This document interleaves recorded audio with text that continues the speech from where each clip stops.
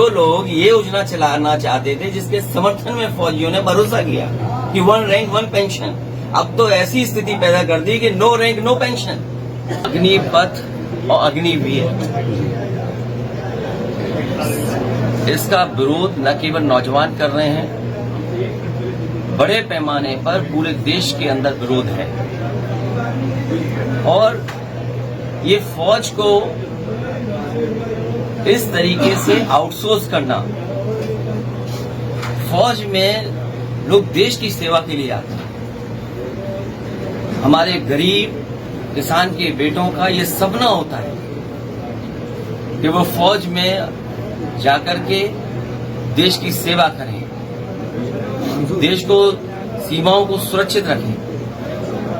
उनका सपना तोड़ दिया इस सरकार ने, और उस सपने को पूरा करने के लिए वो रात दिन मेहनत करते हैं, परिश्रम करते हैं, सड़कों पे दौड़ते हैं, खेतों में दौड़ते हैं, मैदान बना करके प्रैक्टिस करते हैं, तैयारी करते हैं, सालों साल तैयारी करते हैं। उनके अंदर जो जज्बा है वो इस बात का है कि वो हरी वर्दी फौज की पहनने को मिल जाए और जीवन भर वो भारत की और देश की सेवा कर सकें। लेकिन ये देखिए सरकार रिफॉर्म के नाम पे क्या करती है। और अगर भारतीय जनता पार्टी का, अगर आप पुराने फैसले उठा करके देखेंगे, बीजेपी को ये मान लीजिए जो रिफॉर्म करते हैं वो गलत रिफॉर्म करते हैं। याद कीजिए नोटबंदी, कहा कि भ्रष्टाचार खत्म हो जाएगा, काला धन वापस आ जाएगा। सर, आपके जीएसटी को लेकर के जो रिफॉर्म की बात की गई, क्या हुआ उसका? डिजिटल इंडिया का क्या हुआ? आज तक जो भी रिफॉर्म किए हैं, क्या वो सच्चाई में रिफॉर्म दिख रहे हैं? इसी तरीके से अग्निपथ, अग्निवीर, ये भारत को धोखा देने वाला फैसला है।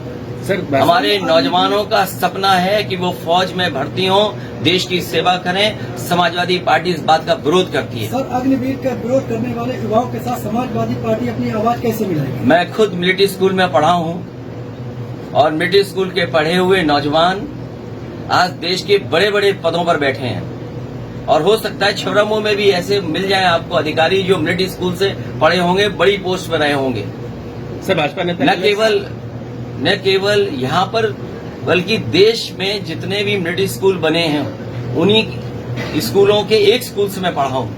मैं समझ सकता हूं फौज का जज्बा क्या होता है, फौज में जाने का मतलब क्या होता है। मैं उन बच्चों के साथ पढ़ा हूं जो कभी जेसीओ थे, उनके पिताजी मेजर थे, सिपाही थे, और उनका सपना था देश की सेवा। ये सरकार जो फैसला ले लिया आउटसोर्स करने का, अग्निवीर, अग्निपथ, और कहती खर्चा नहीं है, बजट, ये सरकार वो जो लगातार बजट कम कर रही है। अगर आप पिछले फौज के बजट उठा करके देखेंगे तो हर बार बजट कम हुआ है। सवाल इस बात का है कि सरकार बजट क्यों कम कर रही है? और अगर बजट नहीं है तो जो उद्योगपति हैं इनके, आखिरकार उन पर टैक्स क्यों नहीं लगाते हैं? कॉर्पोरेट टैक्स क्या है? या सेस लगा करके आपने सफाई के लिए योजना नहीं बनाई? सर, सीधी बात है कि प्रदेश का सबसे बड़ा सूबा उत्तर प्रदेश है, आप नेता प्रतिपक्ष हैं, सपा उनकी आवाज कैसे उठाएगी? समाजवादी पार्टी उनके साथ है। सर, भाजपा नेता गलत विजय का कहना है कि अगर उन्हें भाजपा कार्यालय में सबसे पहले अगर जो सिक्योरिटी गार्ड रखना होगा तो वह अग्निवीरों को रखेगी। इस पर आपका क्या कहना है? ये भारतीय जनता पार्टी को और लोगों को सामने नहीं करना चाहिए। ये नियत तो साफ हो गई ना, मंशा तो साफ हो गई उनकी। आप चौकीदार रखना चाहते हैं, बड़े बड़े उद्योगपतियों को कह रहे हैं कि आप इसके पक्ष में जवाब दीजिए। उन उद्योगपतियों से कहिए कि पहले जो रिटायर्ड फौजी हैं, जो आज उत्तर प्रदेश के रिटायर्ड फौजी हैं, उनको क्यों नहीं नौकरी दे रहे हैं आप? उनको समायोजित करिए और तभी तो कथनी और करनी में भेद नहीं दिखेगा। वर्ष 2014 अगर आपको अग्निवीर तो 4 साल बाद रिटायर होंगे, लेकिन उत्तर प्रदेश में तो बड़े पैमाने पे अभी फौजी रिटायर्ड हैं। आप उनको क्यों नहीं आप नौकरी दे रहे हैं? बड़े बड़े उद्योगपतियों को आगे बीजेपी कर रही है, बड़े बड़े अधिकारियों को बीजेपी आगे कर रही है। आखिरकार बीजेपी के प्रवक्ताओं का आपने सुन लिया क्या चाहते हैं वो? वर्ष 2014 से ओपी जो बकाया है लोगों की और 1 रैंक 1 पेंशन, अब तो ये कह रहे हैं नो रैंक नो पेंशन। जो लोग ये योजना चलाना चाहते थे, जिसके समर्थन में फौजियों ने भरोसा किया कि 1 रैंक 1 पेंशन, अब तो ऐसी स्थिति पैदा कर दी कि नो रैंक नो पेंशन।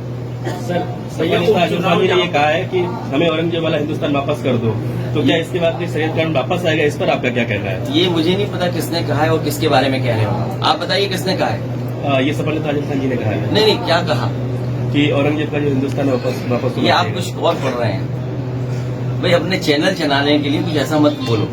मैं जानता हूँ क्या चैनल चलाना चाहते हो।